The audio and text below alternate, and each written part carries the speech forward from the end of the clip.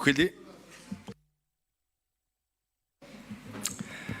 За ер нь бол энэ 25 оны төсвийн гүйцэтгэлийг харахад бол нэлээд том асуудал нь өөрөө мөнгө ер нь хүрэлцээгүүдээ ч юм уу төсөв одоо хангалтгүй байсандаа ерөөсөө биш баталсан төсвөө одоо хэрэгжүүлж чадаагүй одоо хамгийн том асуудал байгаамаа. Бид нар цаашдаа 26 оны төсвийн гүйцэтгэл дээрэс нь 27 оны төсвийн төлөвлөгөө 28 оны төсвийн хүрээгээд бид нар ярьж байгаа энэ нөхцөл байдал дээр ийм хангалтгүй төсвөө одоо хэрэгжүүлж чадаагүй бол одоо цаашдаа одоо яах вэ гэдэг асуудлыг бид нар ярих шаардлагатай хаа. Тэгээ энэ олон яам байгууллага төлөвлөсөн одоо энэ санхүүжилтаа авч ашиглаагүй сангийн яам нь санхүүжилтийг нь ерөөсөө тэр хаасандаа ерөөсөө биш төсвийн ерөнхийлөн захирагчд өөрсдөө санхүүжилтийнхаа энэ хүсэлтийг гаргаагүй төслөө хэрэгжүүлж чадаагүй нэг ийм энэ ингээд ер нь сонсоод байхад ер нь бол энэ системийн бүр доголдол үүссэн юм биш үү гэдэгтэр дүгнж хэлмээр байгаа даа. Тэгээ энэ одоо хөдөө аж ахуйн салбар дээр би өөрөө ярьдаг хүний хувьд би дахиад хөдөө аж ахуй руу орох гэдэг юм л да. Энэ хүнсний хувьсгал жишээлбэл одоо энэ үндэсний хөдөлгөөний зорилго нь 19 нэр төрлийн хүнсний бүтээгдэхүүнээр дотоодын хэрэгцээгээ хангана гэдэг ийм том зорилго тавьсан.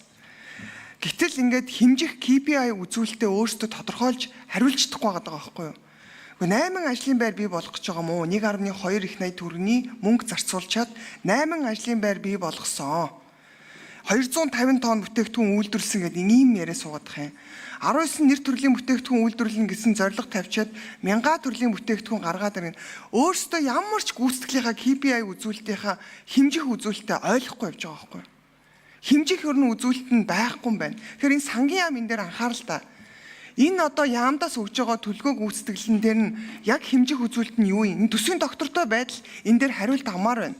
Энэ дээр юу гэж харж байгаа? Мэдгүй хүмүүст нь тэгвэл болохгүй бол энэ дээр болохгүй байна. Энэ KPI үзүүлэлт чинь биш байна гэд буцааж болдоггүй юм уу? Ийм юм дээр бид нар ингээд хилцээ ингээд асуудлыг нь гүйцэтгэлийг нь хянаад асуулт суугаасаач бүр үнэхээр одоо хэлэх үг алгаа. Энэ дээр би доктортой байдлын зөвлөлөөс өрн цаашдаа энэ дахиад төсвийн гүйцэтгэлийн асуудлыг би бус банк орон дээр ихтэй би хариулт авъя. Одоо эдийн засгийн банк орон дээр та бүхэн бас орох бах. Ер нь энэ гүйцэтгэл дээр энэ хариулаад байгааг юу гэж харж дүгнэж байгаа юм бэ?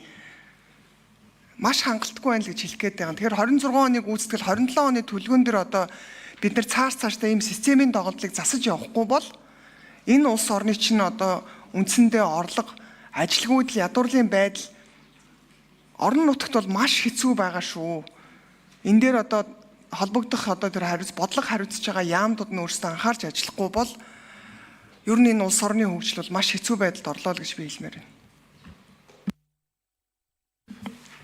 За гişүүд үг хэлж дуслаа.